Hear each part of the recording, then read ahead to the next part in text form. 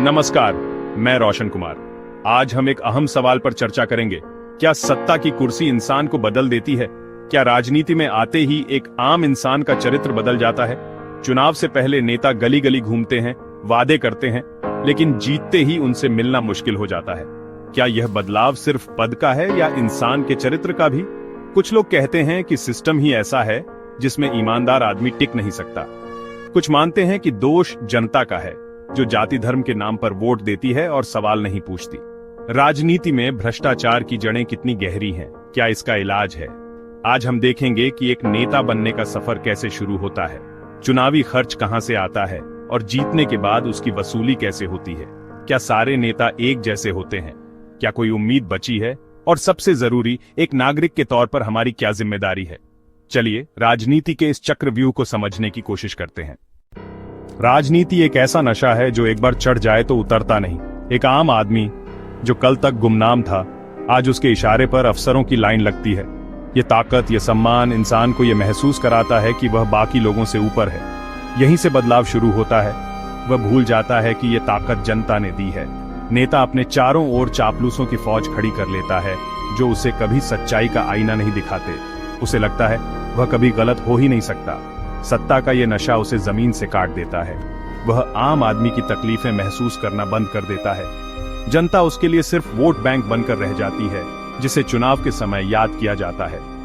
कई नेता चुनाव जीतने के बाद जनता से दूर हो जाते हैं, अपने दफ्तरों और बंगलों में कैद हो जाते हैं। सत्ता का यह मीठा नशा उन्हें भ्रष्टाचार के करीब ले जाता है। वे नियम तोड़ने लगते हैं, कानून को अपनी जेब में रखने लगते हैं। अब बात करते हैं भ्रष्टाचार की गंगोत्री चुनावी खर्च की। चुनाव आयोग ने खर्च की सीमा तय की है, लेकिन असल में चुनाव लड़ना करोड़ों का खेल बन गया है। ये पैसा कहां से आता है? बड़े उद्योगपति, ठेकेदार और अज्ञात स्रोत सब निवेश करते हैं, ताकि जीतने के बाद नेता उनके काम कर सके। चुनाव जीतने के बाद नेता का पहला काम होता है खर्च की वसूली। सरकारी ठेकों में कमीशन, ट्रांसफर पोस्टिंग और योजनाओं में घोटाले यही रास्ते हैं। जनता के विकास का पैसा नेताओं की जेब में चला जाता है। जब तक चुनाव महंगे रहेंगे, ईमानदार लोगों का आना मुश्किल रहेगा। काले धन का इस्तेमाल बंद नहीं होगा तो भ्रष्टाचार भी नहीं रुकेगा। इस खेल में पिसता है आम आदमी। उसकी सड़कें, स्कूल, अस्पताल सब अधूरे रह जाते हैं। सत्ता में आते ही नेता को मिलती है सिस्टम की चाबी। पुलिस, प्रशासन, सरकारी विभाग। सैद्धांतिक रूप से ये निष्पक्ष होने चाहिए, लेकिन असल में नेता इन्हें अपनी जागीर समझने लगता है। जो अफसर उसकी बात माने उसे अच्छी पोस्टिंग मिलती है, जो न माने उसे सजा। पुलिस का काम कानून व्यवस्था है, लेकिन जब वह नेता के दबाव में काम करती है तो अपराधी बच जाते हैं और आम आदमी की सुनवाई नहीं होती। कई बार पुलिस का इस्तेमाल राजनीतिक विरोधियों को डराने धमकाने के लिए भी होता है। प्रशासन में भी यही हाल है। कलेक्टर, सचिव सब जानते हैं कि कुर्सी बचानी है तो नेताजी की हां में हां मिलानी होगी। ईमानदार अफसर को दरकिनार कर दिया जाता है और पूरा प्रशासनिक ढांचा भ्रष्टाचार का हिस्सा बन जाता है। विकास के काम कागजों पर होते हैं, जमीन पर नहीं, क्योंकि सिस्टम जनता के प्रति नहीं, नेताओं के प्रति जवाबदेह है। भ्रष्टाचार के लिए सिर्फ नेताओं या सिस्टम को दोष देना अधूरा है। असली किरदार है जनता। हम ही नेताओं को चुनते हैं, लेकिन क्या हम अपनी जिम्मेदारी निभाते हैं? ज्यादातर लोग जाति, धर्म या वादों के जाल में फंसकर वोट देते हैं। हमारी सबसे बड़ी भूल है कमजोर याददाश्त। चुनाव के समय नेता हाथ जोड़ता है और हम उसके पुराने कारनामे भूल जाते हैं। हम नेताओं को आसानी से माफ कर देते हैं, थोड़ा बहुत तो सब खाते हैं। यही सोच भ्रष्टाचार को सामाजिक स्वीकृति देती है। हमें समझना होगा कि भ्रष्टाचार छोटा हो या बड़ा, वह देश को दीमक की तरह खा रहा है। कितने लोग हैं जो अपने प्रतिनिधि से सवाल पूछते हैं, आरटीआई का इस्तेमाल करते हैं? बहुत कम। लोकतंत्र सिर्फ वोट देने का नाम नहीं है, बल्कि सरकार के काम पर लगातार नजर रखने का भी नाम है। एक समय था जब राजनीति जनसेवा का माध्यम थी। आज यह ताकत और पैसा कमाने का शॉर्टकट बन गई है। चुनाव से पहले नेता की संपत्ति कुछ और होती है, 5 साल बाद कुछ और। यही कहानी है।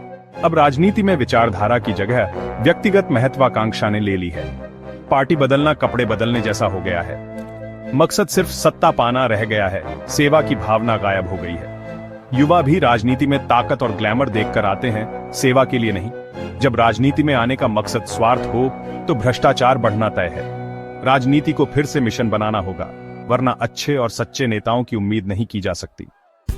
क्या राजनीति में सभी लोग बुरे हैं? नहीं, आज भी कुछ लोग हैं जो ईमानदारी से जनता की सेवा करना चाहते हैं, लेकिन ऐसे लोगों की राह बहुत मुश्किल है। चुनावी खर्च सबसे बड़ी चुनौती है। ईमानदार आदमी के पास पैसा नहीं, वह बड़े उद्योगपतियों से काला धन नहीं ले सकता। अगर वह चुनाव जीत भी जाए तो सिस्टम के अंदर बैठे भ्रष्ट लोगों से लड़ना पड़ता है। उसकी ईमानदारी दूसरों के भ्रष्टाचार में रुकावट बनती है, इसलिए उसे परेशान किया जाता है। कई बार उसकी अपनी पार्टी भी साथ नहीं देती। फिर भी हमें इन अच्छे लोगों से उम्मीद नहीं छोड़नी चाहिए।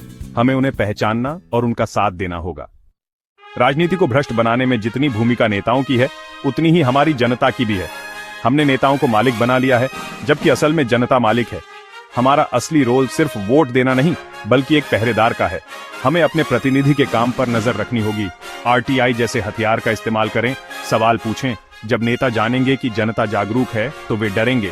जाति धर्म के चश्मे उतारें, उम्मीदवार को उसकी नीयत, योग्यता और रिकॉर्ड पर परखें। स्थानीय स्तर पर सक्रिय हों, मिलकर अपने पार्षद, विधायक पर दबाव बनाएं। लोकतंत्र एक जिम्मेदारी है। अगर राजनीति को साफ करना है तो हमें खुद आगे आना होगा। क्या राजनीति इंसान को भ्रष्ट बना देती है? जवाब इतना आसान नहीं। राजनीति एक औजार है, अच्छा इंसान भला कर सकता है, बुरा इंसान तबाही। असली समस्या सिस्टम और हमारी चुप्पी में है। निराश होने की जरूरत नहीं, बदलाव की शुरुआत खुद से करें। नेताओं को भगवान मानना बंद करें, उन्हें जवाबदेह बनाएं। हिसाब दो, ये 3 शब्द लोकतंत्र का रक्षा कवच हैं। अच्छे लोगों को राजनीति में आने के लिए प्रोत्साहित करें, चुनावी सुधारों के लिए आवाज उठाएं। लोकतंत्र का असली मतलब है सवाल पूछना। जब तक आप सवाल पूछते रहेंगे, लोकतंत्र जिंदा रहेगा।